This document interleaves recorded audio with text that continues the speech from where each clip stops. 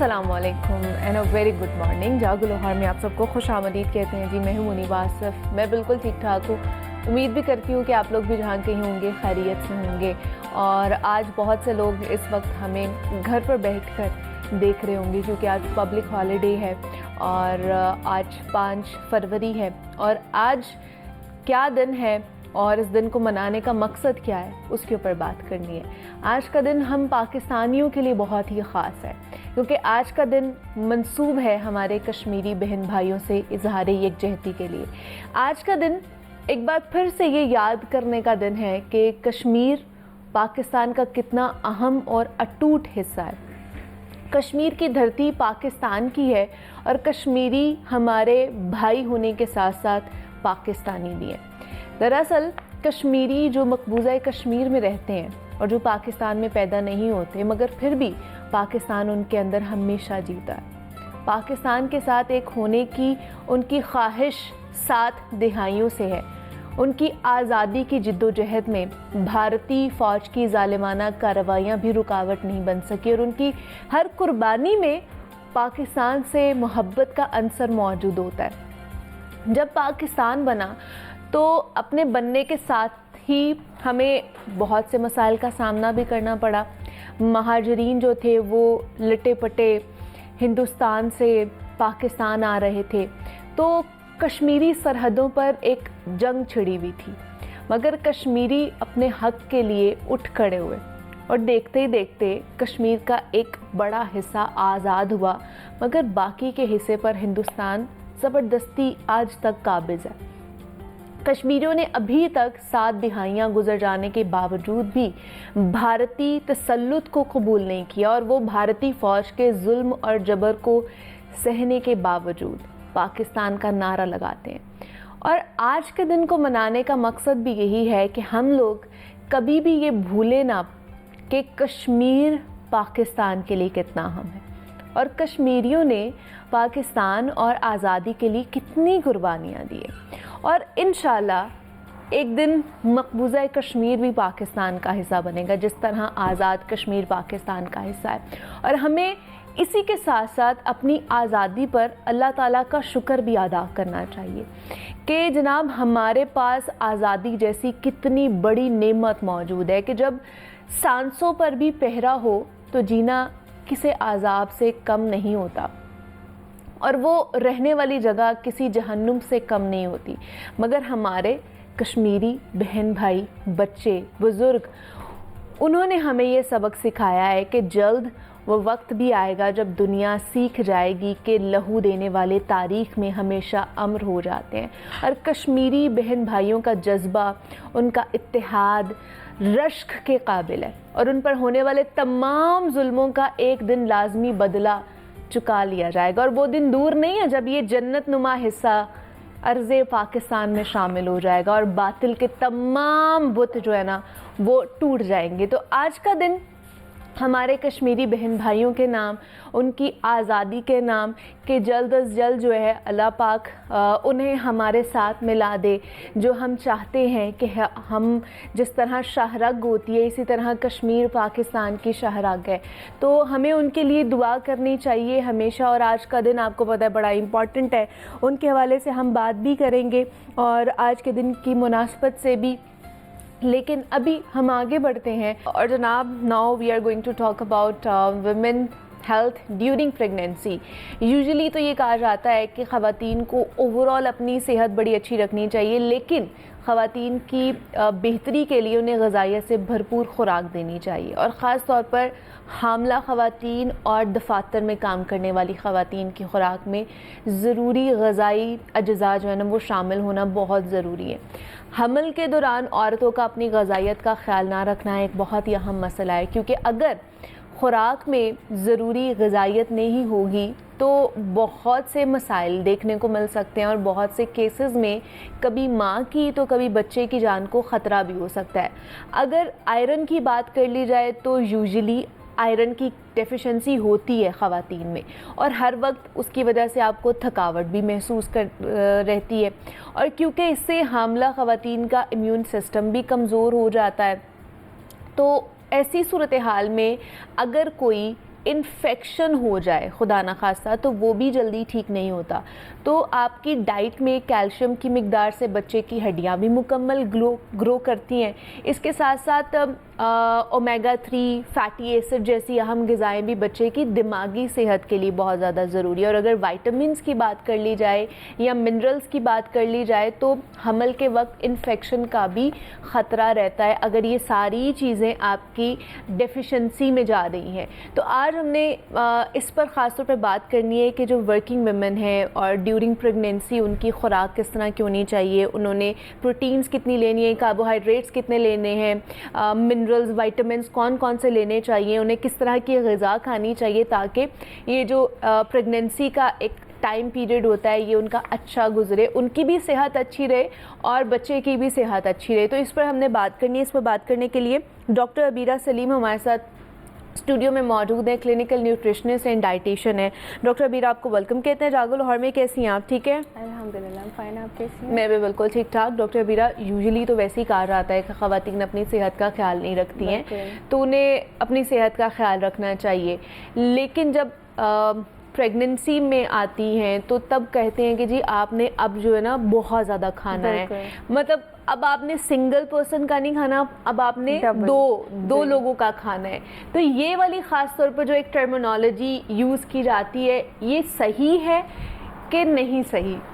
नहीं, ये टर्मिनोलॉजी जो है वो बिल्कुल ठीक है। अच्छा। कि ऑब्वियसली कि इंस्टेड ऑफ प्रेगनेंसी आपकी जो कार्बोहाइड्रेट की मिकदार है, या प्रोटीन की मिकदार है, या विटामिन्स की मिकदार है, या वो मिनरल्स हों, तो वो 1:2 हो जाता है।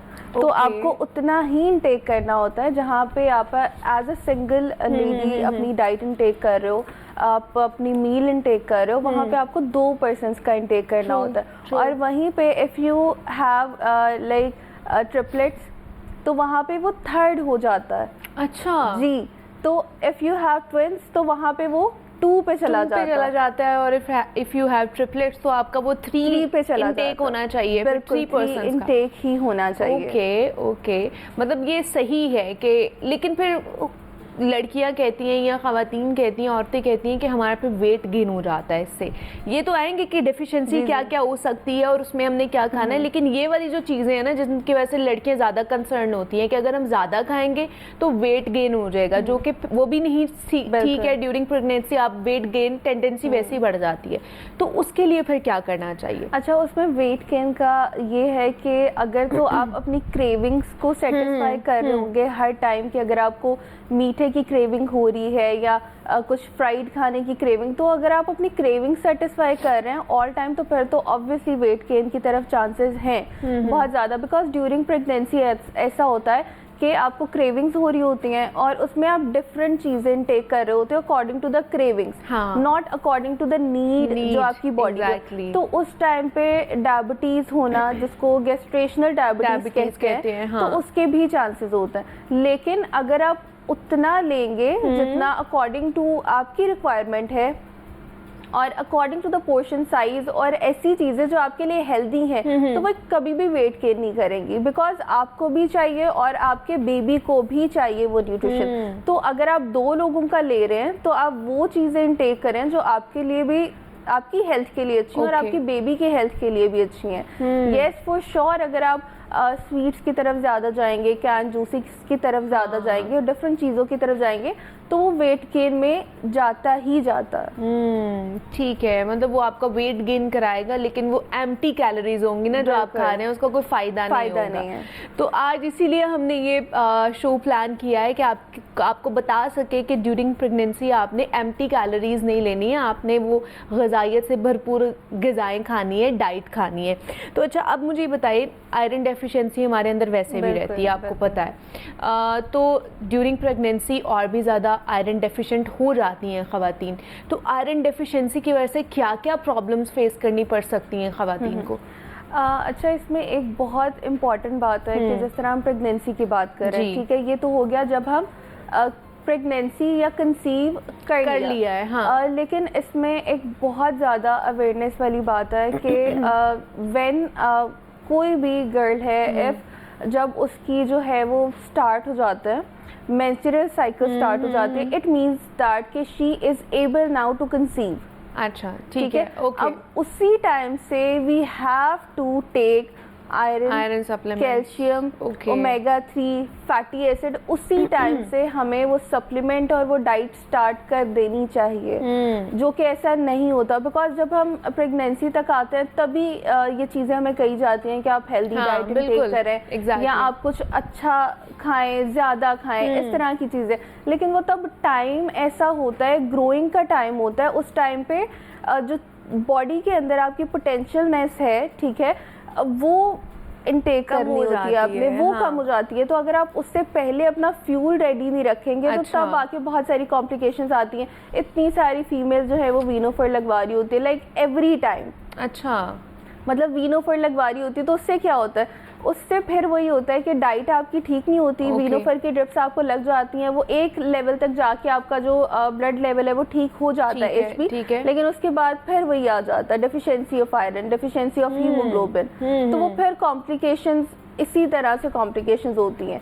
तो अगर हम कैल्शियम की बात कर लें तो समटाइम मैंने बहुत सारे ऐसे केसेस देखे हैं कि इंस्टेड ऑफ प्रेगनेंसी क्या होता है कि जो मदर्स होती हैं, एक तो उनकी बोन्स में पेन होती है, दूसरा ये वाली चीज़ दे सेड इन, मतलब मुझे पेशेंट से बताया कि हमें लगता है कि हमारा जबड़ा हिल रहा है। अच्छा, हाँ, इन प्रेगनेंसी वो क्या है कि अब बेबी को तो कैल्शियम चाहिए, हाँ बिल्कुल, अब वो कहीं बाहर से तो ले नहीं सकता, तो वो मदर की बॉडी से ही कैल्शियम एब्जॉर्ब करना स्टार्ट कर देता है जब उसको बाहर से नहीं और मिल रहा मदर भी इनफ कैल्शियम नहीं ले रही होती, तो दैट्स व्हाई फिर इस तरह की फीमेल्स में कॉम्प्लिकेशंस आती हैं। और अगर वो सिवियरिटी पे हो तो फिर बेबी के लिए भी जो है वो नुकसान होता है, उसकी ग्रोथ में बहुत जो है वो फर्क पड़ता है, इस तरह की चीज़ें फिर आपको देखने पड़ती हैं। तो कौन से ऐसे इसेंशियल विटामिन्स, मिनरल्स जो हैं, जो न्यूट्रिएंट्स हैं, जो ड्यूरिंग प्रेगनेंसी ख़वातीन को लेनी चाहिए या उससे पहले भी? अब जैसे मैंने सुना है कि फॉलिक एसिड बहुत इम्पॉर्टेंट है, वो बेबी की ग्रोथ के लिए भी है और ख़वातीन के लिए अपनी भी बहुत अच्छा है ये, तो वो कब लेना चाहिए, उसका क्या वाइटल रोल है जो आपकी ओवरऑल हेल्थ में जो है ना वो आपको बेनिफिट देता है? अच्छा, अगर हम बात करें ना कि डाइट के अकॉर्डिंग, तो जिस तरह हमारी एक मील प्लेट डिज़ाइन हुई है वो बहुत अच्छे तरीके से है, जिसमें हमें बताया गया कि 80% कार्बोहाइड्रेट लेना है आपने, जो है 50% आपने प्रोटीन लेनी है, डेयरी प्रोडक्ट्स इतने लेने हैं, if you need any sweet तो वो आपकी 5% है, ठीक है, इस तरह से डिज़ाइन किए, तो आपको उसी तरह से ही इनटेक करना होता है, उसी तरह से आपको इनटेक करना होता है। और जिस तरह हमने पहले बात की थी कि प्रेगनेंसी से पहले, कंसीव करने से पहले आपको ये चीज़ें इनटेक करना शुरू कर देनी चाहिए, मुझे लगता है वो ज़्यादा इम्पॉर्टेंट है। अगर आप इंस्टेड ऑफ प्रेगनेंसी करेंगे तो वो सिर्फ उस टाइम के लिए मुझे लगता है वो फुलफिल नहीं कर पाएगा, तो आपको उससे पहले करना चाहिए। और जैसे आपने फॉलिक एसिड की बात की है, तो folic acid is a very very important element जो एक फीमेल हेल्थ के लिए और एक बेबी की ग्रोथ के लिए बहुत ज़्यादा इम्पॉर्टेंट है, और उसके आपकी बॉडी के इम्यून सिस्टम को बूस्ट अप करने में, आपके डिफरेंट फंक्शंस को चलाने में, बॉडी के फंक्शंस को चलाने में बहुत बड़ा किरदार अदा करता है फॉलिक एसिड। ओके, अच्छा, अगर इन जनरल बात करें, हम किसी स्पेसिफिक पर्सन को हम लोग नहीं हाईलाइट कर रहे होते हैं कि उनके अकॉर्डिंगली हम ये बता रहे हैं, हम लोग इन जनरल बात कर रहे हैं, बाकी आपको ज़्यादा अच्छा आपका डॉक्टर गाइड कर सकता है, जिसके पास आप जाते हैं, न्यूट्रिशनिस्ट आपको पूरा चेक करके आपको बताएगी। इन जनरल सारी ख़वातीन को किन विटामिन्स की ज़रूरत होती है during pregnancy?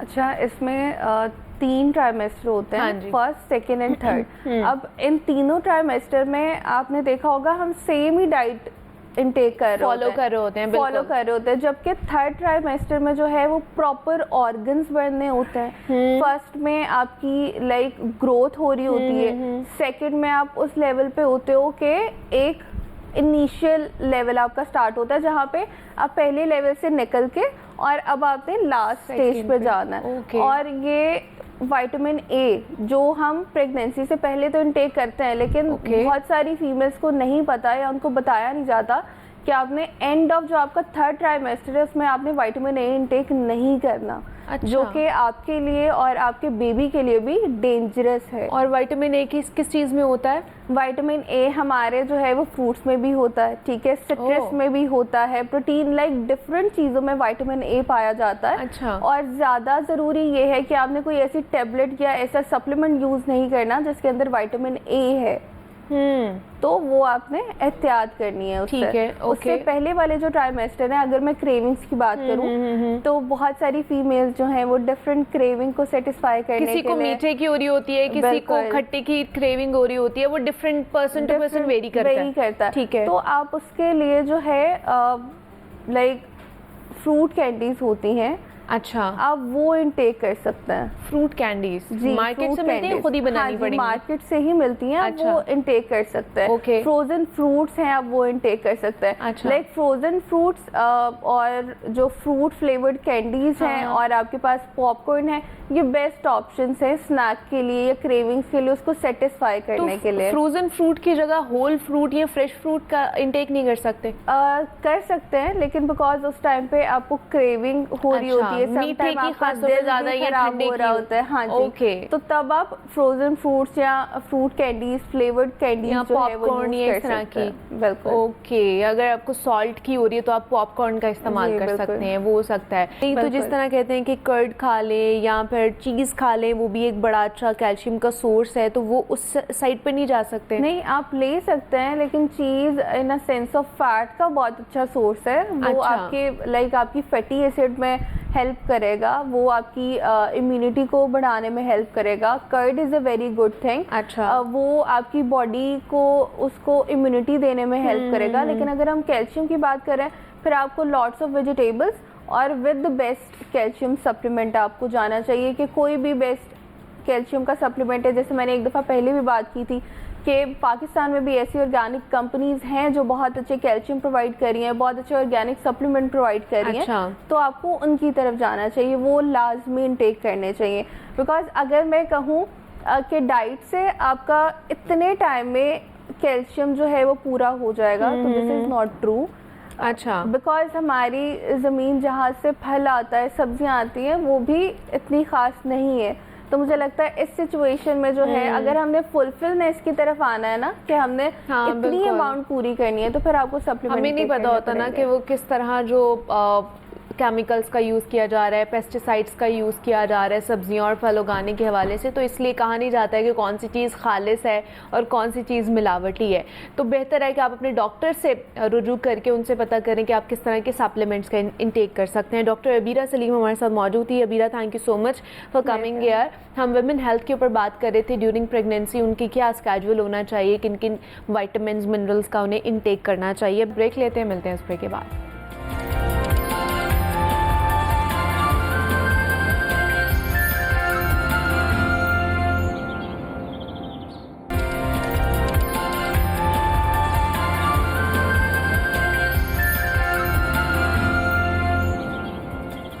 Welcome back to जागो लाहौर। और जनाब, अब कुछ बात कर लेते हैं रेलवे के हवाले से, क्योंकि पेट्रोलियम मसनूआत की कीमतों में इजाफे के जो आफ्टर शॉक्स हैं, वो रेलवेज़ ने तमाम मुसाफिर ट्रेनों के किरायों में 5% इजाफा कर दिया है। और इजाफे से ट्रेन की टिकट 50 से 400 रुपये तक महंगी हो चुकी है। और इजाफे का जो इतलाक़ है वो आज से शुरू हो जाएगा। इसके अलावा एक और ख़बर पर हमने बात करनी है कि महकमा रेलवे की जो ट्रेन्स हैं उसमें महफूज सफरी सहूलत देने के जो दावे हैं वो सिर्फ दावे ही रह गए हैं। अमली तौर पर देखा जाए तो सिक्योरिटी फ़राहम करने में इंतज़ामिया हमें नाकाम दिखाई दे रही है, क्योंकि कुछ ही दिनों पहले ख़बर यही चल रही थी कि कराची से आने वाली जो ग्रीन लाइन एक्सप्रेस है उसमें चोरी और स्नैचिंग की वारदात ने रेलवे इंतज़ामिया की तमाम तैयारियों का पोल खोल के रख दिया। अब इस वारदात में मुसाफिर जो हैं वो लाखों रुपए मालियत के अपने कीमती सामान से महरूम हुए हैं। तो इसके ऊपर क्या कार्रवाई हुई है, इंतज़ामिया ने क्या एक्शन लिया है इसके ऊपर, या इसी तरह जो है ना वो मुसाफिर लुटते रहेंगे और इंतज़ामिया जो है वो सिर्फ मुंह देखती रहेगी? इसके ऊपर बात करनी है। मज़ीद किस तरह की सहूलियात रेलवेज़ की तरफ से मुसाफिरों को दी जा रही हैं उसका भी जनाब पता कर लेते हैं। तो इस पर बात करने के लिए राना फ़हद हमारे साथ स्टूडियोज़ में मौजूद हैं नुमाइंदा लाहौर न्यूज़ है, उनसे बात करते हैं। फ़ाद, आपको वेलकम कहते हैं जागो लाहौर में। कैसे हैं आप? ठीक है जी, बिस्मिल्लाहिर्रहमानिर्रहीम। बहुत शुक्रिया जी, थैंक यू। अल्हम्दुलिल्लाह मैं ठीक हूँ, आप कैसे? मैं भी बिल्कुल ठीक ठाक। फ़ाद साहब, रेलवेज़ के हवाले से पहले तो जैसे ही वो पेट्रोलियम मसनूआत की कीमतें बढ़ी हैं, इन्होंने जी किरायों में भी इजाफा कर दिए। कभी इन्होंने किरायों में कमी भी की है जब पेट्रोलियम मसनूआत की कीमत में कमी होती है, या सिर्फ इजाफा ही इनके पेपर्स में लिखा हुआ है? देखिए, पिछले साल ना जुलाई अगस्त से सितंबर तक जो डीजल के नर्ख है ना, हाँ जी, वो उनमें 33 रुपये 19 पैसे कमी हुई थी। अच्छा, ठीक है, मगर रेलवे की जानिब से किराए कम नहीं किए गए। 21 सितंबर को जो है वो सिर्फ जो एसी पार्लर और एसी स्टैंडर्ड के किराए हैं ना, उनके सिर्फ किराए 10% कम किए गए थे। अच्छा, इससे पहले जुलाई में 1% जो है वो रेलवे की तरफ से इजाफा किया गया था गुज़िश्ता साल जुलाई में। उससे पहले 2-3 दफ़ा इकट्ठे इजाफा किया गया, यानी कि ओवरऑल अगर देखा जाए तो कमोबेश 9 से 10% तक जो है वो पहले इजाफा हो चुका था। ठीक है, ये पिछले साल की बात हम कर रहे हैं। हाँ जी। ठीक है, इस साल ये पहला ही इजाफा है अभी। ठीक अभी है, एक ही महीना हाँ जी, गुजरा है इस अभी साल पहला को। ही महीना गुजरा, और इसके बाद जो है वो इसी माह ये पेट्रोलियम मसनूआत की कीमतें बढ़ी, तो साथ ही जो है वो रेलवे की तरफ से भी जो है वो इजाफे की नवीद मुसाफिरों को सुना दी अच्छा, गई ठीक है, कि जी इजाफा हो गया। ठीक है, इस इजाफे के बाद ट्रेनों के किराए पहले ही बहुत ज़्यादा है, मैं आपको बताऊँ। यानी कि अगर आप यहाँ से देखें तो अगर ग्रीन लाइन के देखें तो मेरे ख्याल में 8,400 रुपये किराया है ग्रीन लाइन का कराची तक यहाँ से। अच्छा, ठीक है, ठीक है, अगर आप 5% उसका बढ़ा दें तो मेरे ख्याल में 400 रुपया बनता है उसका, 4 से 450 रुपया बनता है उसका, मजीद बढ़ गया मजीद वो इजाफा हो गया। ओके, ओके, अच्छा, इसी तरह जो दीगर तमाम ट्रेनें हैं उनके किराए भी जो है वो 5% जो नोटिफिकेशन के मुताबिक 5% बढ़ा दिए गए।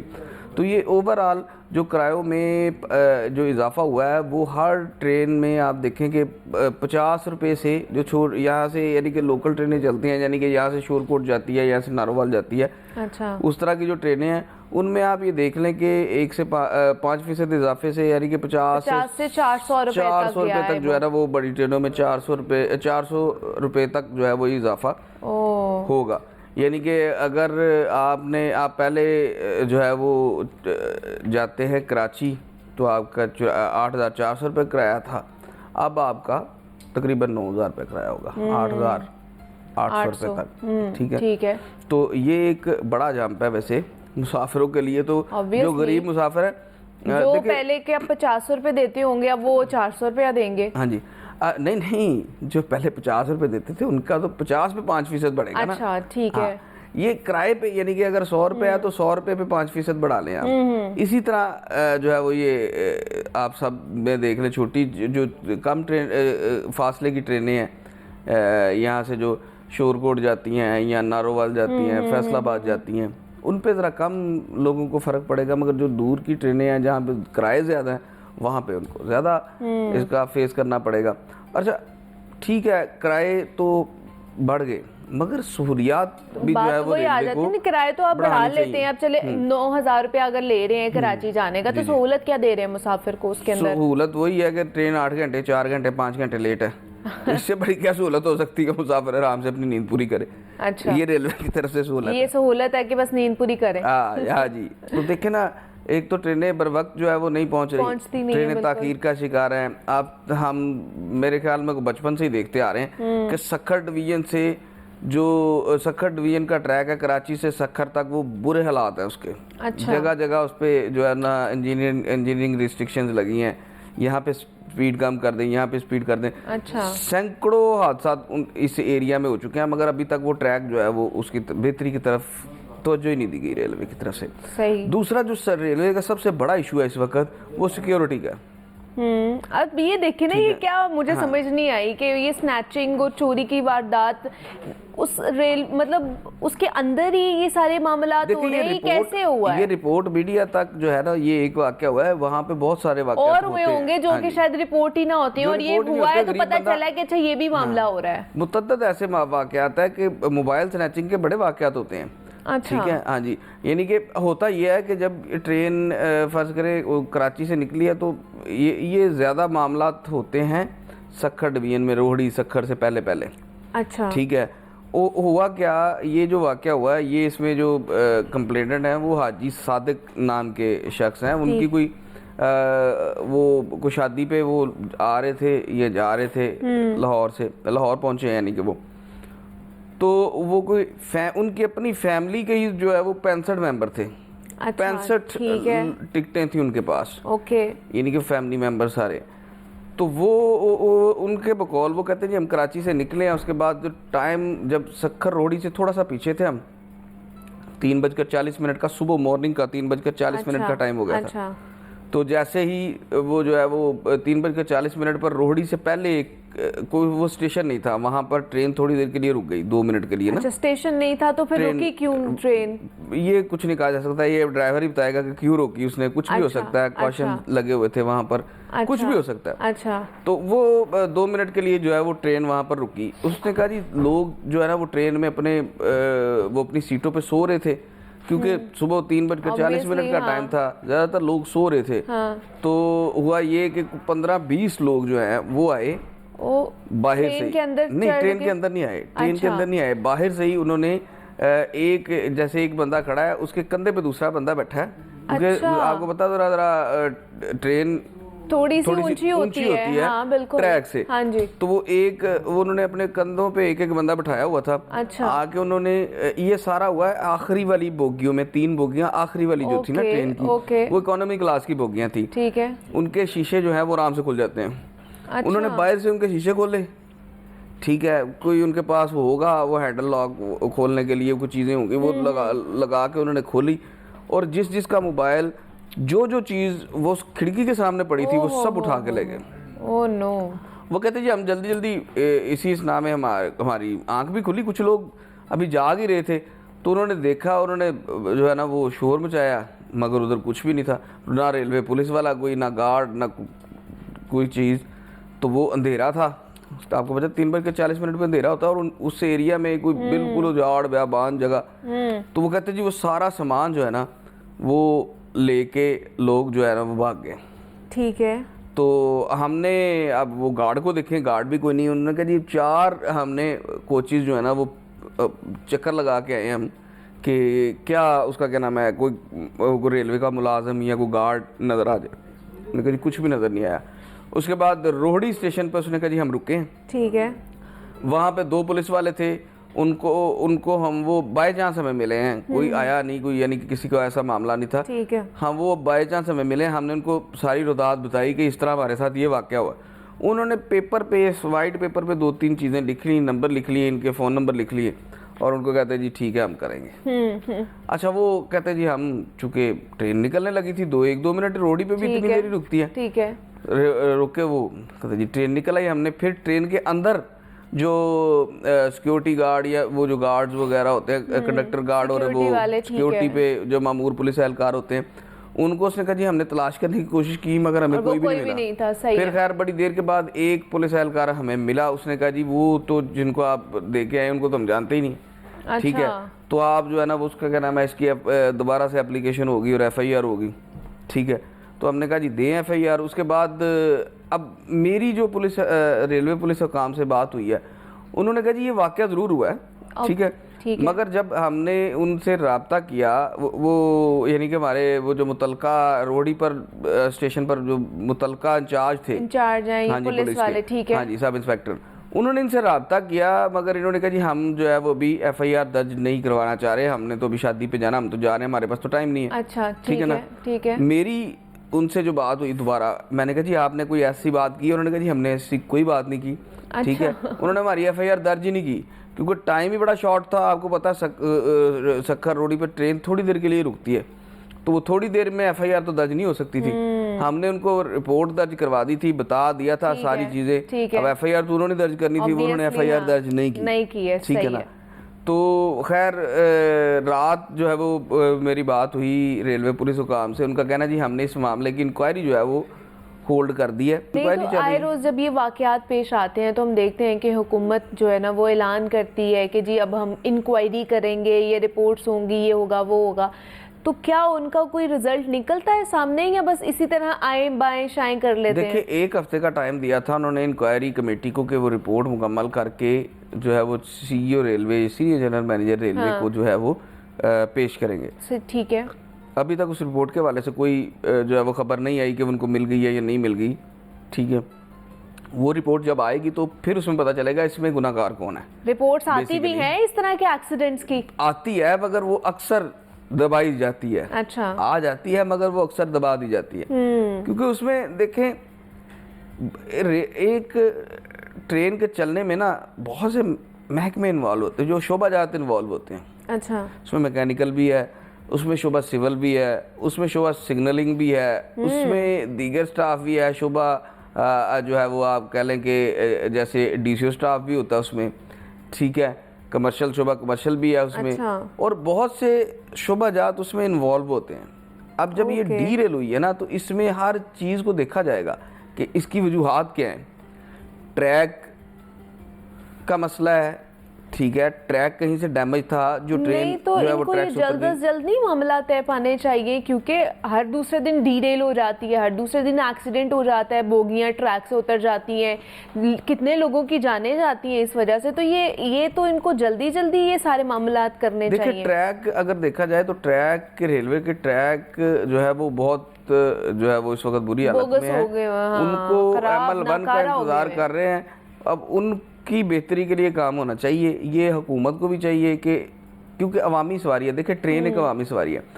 दुनिया भर में ट्रेनें जो हैं वो मुनाफा बख्श नहीं होती, वो अवाम की सहूलत के लिए चलाई जाती हैं। और उस सबसे बड़ा इनसे काम जो लिया जाता है वो दफाई जो है वो लिहाज से लिया जाता है ट्रेनों से, इस ट्रैक से। अच्छा, अब सूरत हाल ये है कि अब रेलवे आवाम के लिए तो अवामी सवारी रही नहीं, क्योंकि बहुत महंगी होती जा रही है। ठीक है, और गैर महफूज भी होती जा रही है। लोग क्यों जाएंगे फिर ट्रेन में जब उनको उन्होंने पैसे भी ज्यादा देने और महफूज भी नहीं, सिक्योरिटी भी नहीं है वहाँ पे कोई। हर ट्रेन में कमोबेश 5 से 6 पुलिस एहलकार लाजमी होने चाहिए। तो इनकी कितनी वो कम है अमला टोटली? रेलवे पुलिस का तो अमला ना होने के बराबर है। रेलवे पुलिस का अमला जो है वो बहुत कम है। अभी भर्तियां शुरू करनी थी, वो दोबारा रोक दी गई। देखिए सबसे बड़ा मसला जो है वो रेलवे पुलिस की तादाद का ही है। और दूसरा इनकी सैलरी का है। सैलरी देखिए जो सैलरी जो एक कांस्टेबल की है ना पंजाब पुलिस के, वो यहाँ पर मेरे ख्याल में सब इंस्पेक्टर की होगी रेलवे पुलिस के। अच्छा, इतनी कम सैलरी है, बहुत कम सैलरी है रेलवे के रेलवे पुलिस की। तो वो देखिए जिसकी सैलरी कम है वो मुबैना तौर पर मुख्तलिफ कामों में इन्वॉल्व होगा, करप्शन भी करेगा, सारे मामलात होंगे। हाँ। अब जब आप उनको अच्छी सैलरियां देंगे तो वो कभी भी नहीं करप्शन की तरफ जाएंगे। फिर वो आपके साथ मुखलिस भी होंगे ना, वो अच्छे तरीके से अपना काम भी करेंगे। जब उनको सहूलियात ही नहीं मिलेंगी जिस तरह मुसाफिर को नहीं मिल रही है, तो वो कैसे आपके साथ मुखलिस होकर काम कर सकते हैं। तो जनाब ये सारे मामलात थे रेलवेज के महकमा रेलवे की जो ट्रेनें हैं वो कितनी महफूज हैं, वो सफरी सहूलियात कितनी मुहैया कर रही हैं लोगों को।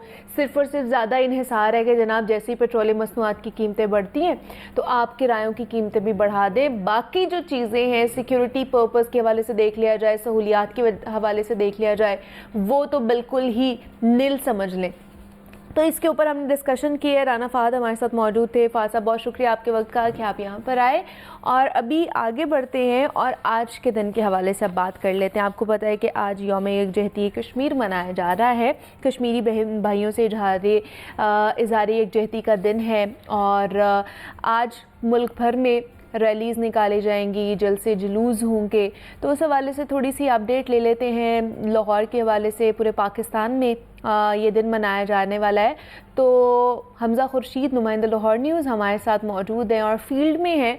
उनसे जानते हैं कि आज पूरा दिन किस तरह के जलसे जुलूस होंगे, रैलीज़ होंगी, कॉन्फ्रेंसेस का इनकाद किया जाएगा। तो उनके उस हवाले से जानते हैं। हमज़ा बताइएगा कहाँ पर हैं आप और क्या मनाजिर हैं रैलीज़ के हवाले से, जलसे जुलूस आज जो है वो मुनाकिद किए जाएंगे? 5 फरवरी है, यौम यकजहती कश्मीर है और आज माल रोड पर जो है सियासी और समाजी जो पावर शोज़ हैं वो किए जाएंगे, जिस जगह मैं मौजूद हूँ यहाँ पर जमात इस्लामी का जो है वो बड़ा जलसा होने जा रहा है, जिसको क़यादत जो है वो अमीर जमात इस्लामी पाकिस्तान हाफ़िज़ नईमुर रहमान करेंगे और खुसूसी खिताब भी करेंगे। जबकि अगर आप मेरे अक़ब में देख सकें तो मस्जिद शहदा पर जो है वो इस्तेकाम पाकिस्तान पार्टी भी पावर शो करेगी। इस वक्त उनकी भी रैली जो है वो जारी है, जिसके बाद वो भी जो है वो खुद बात करेंगे। जबकि अगर आप इसी के अपोजिट साइड पर अक़ब में बात करें तो पीपल्स पार्टी की जानिब से जो है वो कैंप लगाया गया है, जहाँ पर आपसे कुछ देर में जो है वो गवर्नर पंजाब सरदार सलीम हैदर जो है वो विज़िट करेंगे और हो सकता है कि वो भी प्रेस कॉन्फ्रेंस करेंगे। जबकि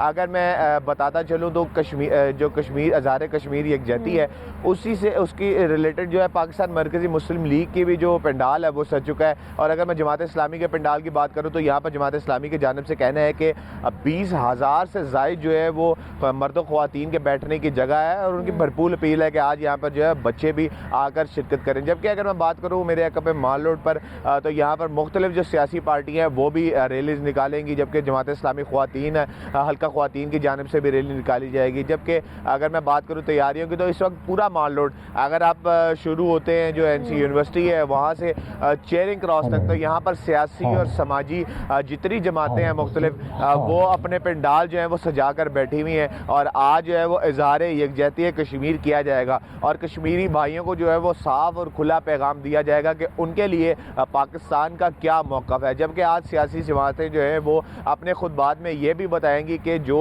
मुज़ालिम हिंदुस्तान के हैं कश्मीरी भाइयों के साथ वो क्या है और उसको कैसे जो है वो रुकना चाहिए। जबकि आज जो है वो बड़े फोरम्स पे जो अपील की जाएगी कि जो आलमी बरादरी है वो इस मसले को जो है वो देखे और कश्मीर का जो मसला है उसको हल किया जाए। जबकि जितने तर मुज़ालिम जो कश्मीर में किए जा रहे हैं उसको भी जो है वो उजागर किया जाएगा। जबकि जो इंसानी हकूक़ की बात की जाएगी और उसके अलावा जो आर्टिकल 371 है उसकी बात की जाएगी। जबकि जो कश्मीर में रोज़ ब रोज़ पुलिस की बर्बरियत है और हिंदुस्तानी फ़ौज की बर्बरियत है उसको भी जो है वो उजागर किया जाएगा। जबकि जितनी भी तमाम तर यहाँ पर तकरीबन 6 के करीब इवेंट्स हैं वो जम्मे गफ़ीर हैं, इसमें कोई भी छोटा जो है वो इवेंट नहीं है। अगर मैं बात करूँ पाकिस्तान मरकज़ी मुस्लिम लीग की तो वहाँ पर 15,000 के करीब जो अवाम है उसके बैठने का इंतज़ाम है। अगर मैं जमात इस्लामी की पंडाल की बात करूँ तो यहाँ पर 20,000 मर्द व ख़वातीन के जो बैठने का इंतज़ाम है। अगर मैं इस्तेकाम पाकिस्तान पार्टी की बात करूँ तो वहाँ पर हज़ारों की तादाद में लोगों के बैठने का इंतज़ाम है। जबकि जो पीपल्स पार्टी ने अपना कैंप लगाया हुआ वहाँ पर जो है वो तमाम तर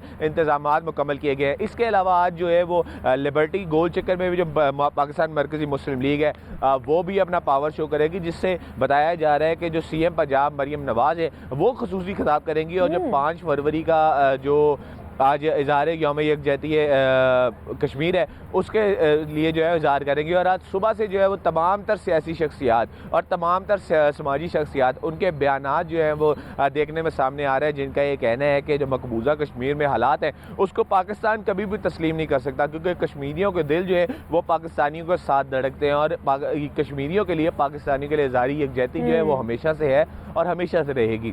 बिल्कुल ऐसे ही है हमज़ा, आपने जिस तरह बताया कि लाहौर में मुख्तलिफ जगहों पे जो है ना ये इजलास किए जाएंगे, जुलूस रैलीज़ निकलेंगी, इवेंट्स होने जा रहे हैं आज के दिन के हवाले से।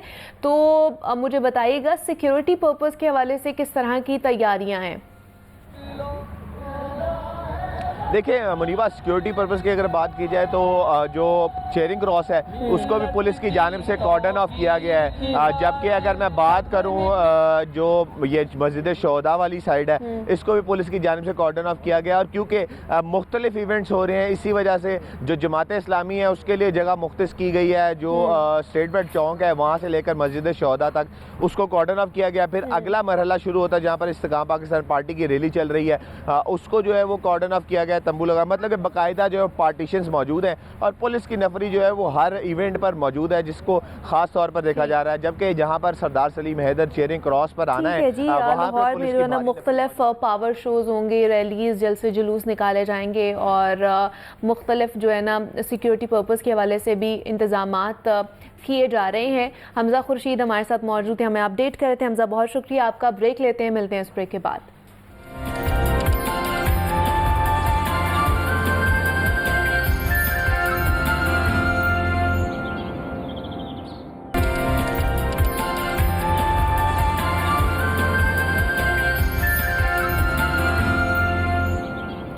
वेलकम बैक टू जागो लाहौर। जनाब, अब कुछ लाहौर के हवाले से ख़ास तौर पर बात करते हैं और लाहौर की जो सड़कें हैं उसके ऊपर हमें जनाब इलेक्ट्रिक बसेस चलती हुई नज़र आने वाली हैं। 15 फरवरी को कहा गया है कि इसका बाकायदा से आगाज़ हो जाएगा और लाहौर की सड़कों पर हमें जो इलेक्ट्रिक बसेस जो कि आ चुकी हैं यहाँ पर लाहौर के बस डिपो में मौजूद हैं।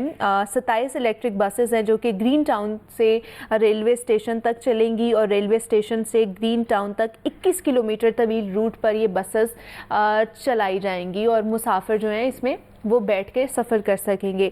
उसके अलावा हमने जो बात करनी है वो है CBD पंजाब का वॉल्टन रोड अपग्रेडेशन मंसूबा जो है वो तकमील के बहुत ज़्यादा करीब पहुंच चुका है। मेजर इसहाक शहीद फ्लाईओवर के इफ्तिताह के बाद जो वॉल्टन रोड है वो मुकम्मल तौर पर फ़ाल हो जाएगा और उसके अलावा सर्विस लेन भी तकमील के आखिरी मराहिल में पहुंच चुकी है। और ये मैं आपको अपना आंखों देखा हाल भी बता रही क्योंकि मैं वहाँ देखती रहती हूँ, तो वो भी तकमील तक पहुँचने वाला है। इसके अलावा 7 फरवरी की डेडलाइन दी गई है, तब तक हो जाएगा कि नहीं हो जाएगा, आज 5 फरवरी है।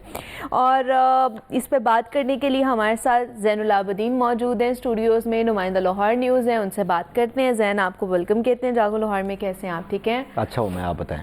मैं भी बिल्कुल ठीक ठाक। ज़ैन, 7 फरवरी की डेडलाइन है, अमल दरामद हो पाएगा कि नहीं? वन लाइनर बताएं तो नहीं। देखिए ये क्यों, मतलब थोड़ा सा ही काम रह गया, ज़्यादा काम नहीं है इसका। अगर वॉल्टन रोड की बात कर ली, जैसे साइड जो है ना सर्विस लेन्स, उन्हीं का काम रह गया। देखिए मुनीबा, जो 7 फरवरी की डेडलाइन है हाँ। ये PC1 के मुताबिक डेडलाइन नहीं है। अच्छा। ये जब ये हाल ही में ये CBD पंजाब की तरफ से मेजर इसहाक शहीद फ्लाईओवर, जिसको चील चौक भी बोला जाता है, उस फ्लाईओवर का जब इफ्तिताह किया गया तो उस वक्त वज़ीर आला पंजाब की तरफ से CBD हुकाम को ये कहा गया कि आप 7 फरवरी तक वॉल्टन रोड अपग्रेडेशन मंसूबे को मुकम्मल करें। ज़ाहरी तौर पे देखने में यही नज़र आ रहा है कि वॉल्टन रोड को फाल कर दिया गया, ट्रैफिक रमा दमा है। और जिस तरह पहले माजी में देखा जाता था कि कई घंटों ट्रैफिक वॉल्टन रोड पर जैम रहती थी, अभी उस तरह के मनाजर तो देखने में नहीं आ रहे। लेकिन 7 फरवरी की जो डेडलाइन है जो कि पंजाब हुकूमत की तरफ से दी गई है, मैं समझता हूँ कि या ये डेडलाइन अनरियलिस्टिक है, या CBD पंजाब के पास इतनी अहलियत मौजूद नहीं है कि अगले 48 घंटों में इसको मुकम्मल कर दे। उसकी वजह यह है कि जो सिविल के प्रोजेक्ट्स होते हैं उनको वो एक टाइम टेकिंग काम होता है। जो टाइम उसके लिए वज़ा करता है उसने उससे पहले किसी सूरत मुकम्मल होना ही नहीं है। सही, ठीक है। लाइक किसी भी जगह पर लेंटर डालना है तो उसके लिए जो रिक्वायर्ड डेज हैं या जितने भी घंटे हैं वो तो उसको अल्टीमेटली लगेंगे। तो एक चीज़ तो ये कंफर्म होगी कि 7 फरवरी की डेडलाइन जो कि वज़ीर आला पंजाब की तरफ से दी गई थी उसके ऊपर ये काम होता हुआ नज़र नहीं आ रहा, मुकम्मल होता हुआ ये नज़र नहीं आ रहा। अब अगला सवाल ये है मुनीबा कि ये मुकम्मल होगा कब? अभी कितने, मतलब 1.5 साल हो गए इसको करते हुए? देखें, ये साल हुआ है? नहीं, कुछ 1.5 साल का अरसा तो इसको हो चुका है। हाँ। इसके हवाले से मुख्तलिफ जो चीज़ें हैं वो सामने आई थी कि देखा गया कि मई 2023 में इस मंसूबे का आगाज़ हुआ, लेकिन CBD क्लेम करती है कि हमने सितंबर अक्टूबर 2023 में इस मंसूबे पर काम का आगाज़ किया। नो डाउट कि ये मंसूबा जिस तरह ऐलान किया गया था कि ये इसको वक्त से पहले मुकम्मल कर लिया जाएगा, उस तरह ये मंसूबा मुकम्मल नहीं हो सका। निगरान हुकूमत में ये स्टार्ट हुआ था। बिल्कुल, ये निगरान मोहसिन नकवी के एरा में स्टार्ट हुआ था ना, बिकॉज केवलरी ब्रिज भी, अंडरपास भी बन रहा था और उसके बाद ये आगे तक जाना था। ये बुनियादी तौर पर फिरोजपुर रोड से डिफेंस तक सिग्नल फ्री कॉरिडोर है और गुलबर्ग सेंटर पॉइंट से लेके DHA तक सिग्नल फ्री कॉरिडोर है। तो ये दोनों जो लाइन्स थी इनके ऊपर काम का आगाज किया गया था। तो ये 2023 में इस मंसूबे पर काम का आगाज हुआ। जिस तरह इस मंसूबे को बर वक्त मुकम्मल करना चाहिए था, ये उस तरह नहीं हो सका। तो इसके ऊपर मजीद बात कर लेते हैं, अपडेट ले लेते हैं कि CBD जो इसके हवाले से काम कर रहा है, कितनी चीज़ें बाकी रह गई हैं, वो क्या मौक़िफ़ इख्तियार करते हैं।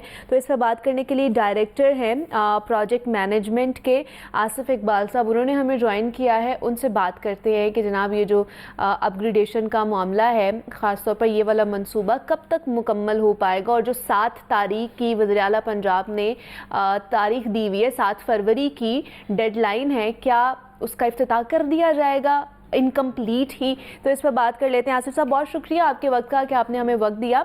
बताइएगा ये मामला जो खासतौर पर वॉल्टन रोड अपग्रेडेशन का मंसूबा है, ये 7 फरवरी को तो मुकम्मल होता हुआ नज़र नहीं आ रहा हमें। थैंक यू सो मच जी फॉर इनवाइटिंग मी। मैं थोड़ा सा आपको ब्रीफ कर देता हूँ प्रोजेक्ट के हवाले से भी, और इसके जो 7 फरवरी की जो डेडलाइंस थी और उसमें क्या क्या इंक्लूडेड था। देखें, आपको तो थोड़ा पता है, थोड़ा सा पीछे चले जाते हैं कि इस प्रोजेक्ट की जो हदोहाल थे और क्या क्या कंपोनेंट्स थे मेजर, जिसमें एडीए नाला था जो कि 100% कंप्लीट है और रनिंग है।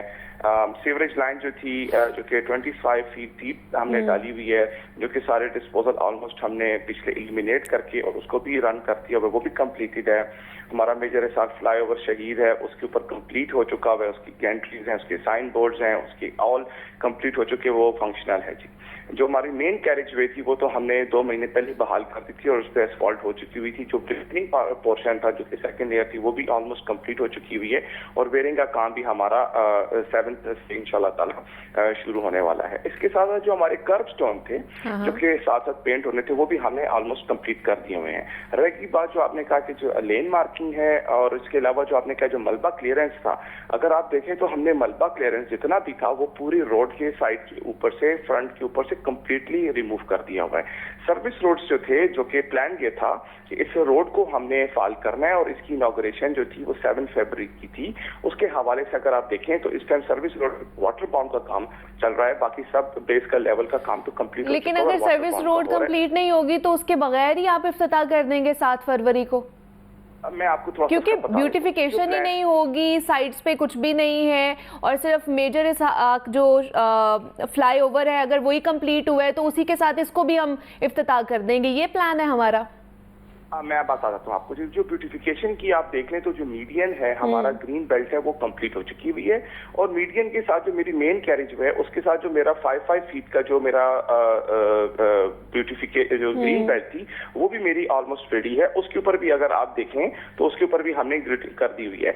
जो हमारे सर्विस रोड्स थे वो सर्विस रोड को जो था वो डेडलाइन में, इस डेडलाइन में जो था शामिल नहीं थी, जो कि सर्विस रोड्स कंप्लीट होनी थी नेक्स्ट 10 to 12 डेज के अंदर। तो जो हमने मेन कैरेज वे था वो खोला आवाम के लिए। आसिफ साहब, कैरेज वे के साथ सर्विस लेन नहीं आती है क्या? मैं मैडम आपको थोड़ा सा एक्सप्लेन करें तो, क्योंकि ये जो प्रोजेक्ट है थोड़ा सा मैं आपको इसके हवाले से बता दूं कि जो हमारी स्ट्रीट्स हैं जो कि वॉल्टन रोड के मलिका इलाकों की जो स्ट्रीट्स हैं उनके लिए हमने ऑलमोस्ट क्लियर कर दी हुई हैं, उनके रोड्स क्लियर कर दिए गए हुए हैं। स्ट्रीट्स जो सर्विस रोड्स के साथ बेसिकली ये जो सर्विस रोड है 40 फीट है, इसके अंदर जो मेटल था वो 24 फीट का था। 24 फीट पे काम हो रहा था, जो बाकी 16 फीट का रोड था वो अवेलेबल है पब्लिक के लिए इस टाइम। आप देख लें लेफ्ट साइड की कंप्लीट है, राइट साइड पे इस टाइम काम चल रहा था, लेकिन इसके अंदर भी हमारा टारगेट है कि इंशाल्लाह ताला हम उसको मोटरेबल कर देंगे नेक्स्ट 2 to 3 डेज के अंदर, सो दैट जो पब्लिक के लिए जो है ना ये इशू ना बने। तो ये तो बात होगी इस हवाले से। इलेक्ट्रिक बसेस पे भी मैं बात करना चाहूँगी जैन के 15 फरवरी को वो भी हमें नज़र आएंगी लाहौर में, सड़कों के ऊपर सफ़र करते हुए वहाँ पर लोग नज़र आएंगे। कितना काम रह गया है उनका? देखिए मुनीबा, इब्तदाई तौर पर तो लाहौर में ये 27 जो इलेक्ट्रिक बसें हैं वो इस वक्त ग्रीन टाउन बस डिपो में मौजूद हैं। ठीक है। 15 फरवरी को ज़राए ये दावा कर रहे हैं कि एक्सपो सेंटर में एक तकरीब का इनेकाद किया जाएगा। अच्छा। जिसमें वज़ीर आला पंजाब सिर्फ लाहौर नहीं बल्कि पाकिस्तान की पहली इको फ्रेंडली जो ये इलेक्ट्रिक बसें हैं इनका इफ्तिताह करेंगी, और 16 फरवरी से ये बाकायदा तौर पर लाहौर के रूट्स पर चलना शुरू हो जाएंगी। प्लान ये बनाया गया है कि ग्रीन टाउन बस डिपो से लेके ये रेलवे स्टेशन तक तकरीबन 21 किलोमीटर का ये ट्रैक बनता है, जिसके ऊपर ये 27 बसें चलेंगी, और रोज़ाना 17,000 से 21,000 मुसाफिर हैं जिनको सफरी सहूलियात फ्राहम की जा सकेंगी। आपके सुनने वालों की मालूमात के लिए ये बताना चाहता हूँ कि इसका रूट ये होगा कि ये ग्रीन टाउन से बस निकलेगी, मौलाना शौकत अली रोड पे आएगी। अच्छा। वहाँ पे शौक चौक को कवर करेगी, जिना हॉस्पिटल को कवर करेगी, और फिर ये यू टर्न लेके केनाल रोड पर आ जाएगी। केनाल रोड पर पंजाब यूनिवर्सिटी के जो तलबा हैं वो इसमें सफ़र कर सकेंगे।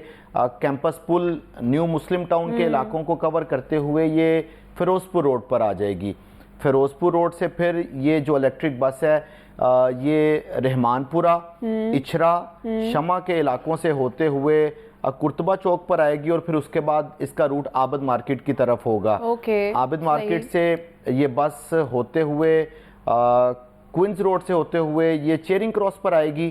चेरिंग क्रॉस मॉल रोड को कवर करके ये गवर्नर हाउस और क्लब चौक को कवर करेगी। देन डेविस रोड पे ये आएगी, डेविस रोड से फिर ये एम्प्रेस रोड पे आएगी और फिर ये रेलवे स्टेशन तक जाएगी और इसी रूट से इसने वापस जाना है। हाँ, इस दौरान ये जो बस है ये 18 से 19 मुकामात पर स्टॉप करेगी ताकि जो मुसाफिर हैं उनको ये सफरी सहूलियात फराहम कर सके। 15 फरवरी से इस मंसूबे का आगाज़ हो जाएगा। ये तो है इसका जो इब्तदाई मॉडल है।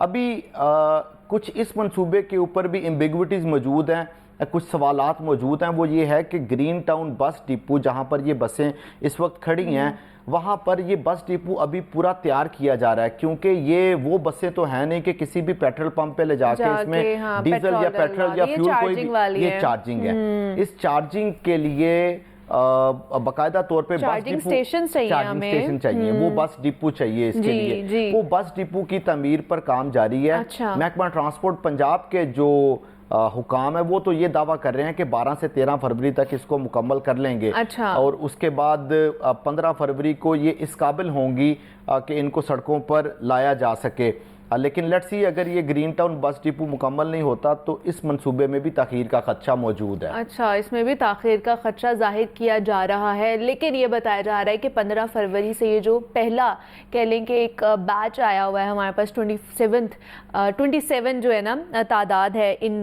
बसेस की, तो वो हमें सड़क पर सफ़र करते हुए लोग उसमें नज़र आएंगे। शेख ज़ैनुल आबिदीन हमारे साथ मौजूद है। ज़ैन, थैंक यू सो मच कि आप यहाँ पर आए और इसके ऊपर हमने बात की है। इसी नोट पर मुझे इजाज़त देनी है, आपने अपना बहुत सारा ख्याल रखना है। अल्लाह हाफ़िज़।